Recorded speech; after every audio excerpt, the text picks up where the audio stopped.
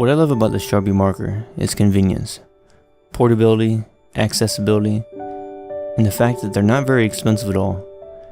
I can always buy one at any local art shop or a grocery store, and I feel that when I'm drawing, if I'm using an expensive art supply, a lot of times I worry about breaking the utensil and the cost of the ink or the cost of buying more of them.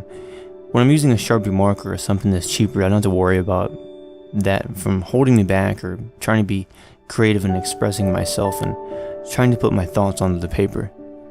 I can just grab a cheap piece of paper, a high quality piece of paper, it doesn't really matter, and I can just start drawing, and I can just do it anywhere, and I don't have to worry about having a big setup or anything. And what I like about these is that you've got different line widths, you've got fine, extra fine, then you've got the bold tip markers. They're really good for filling in a large area. You know, it's really difficult to do that with a fine point pen.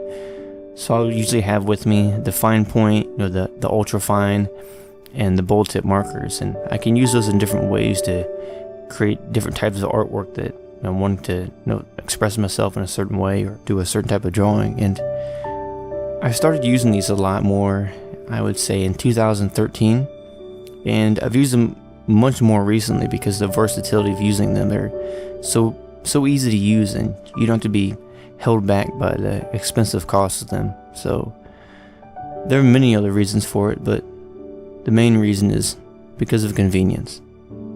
Thank you for watching.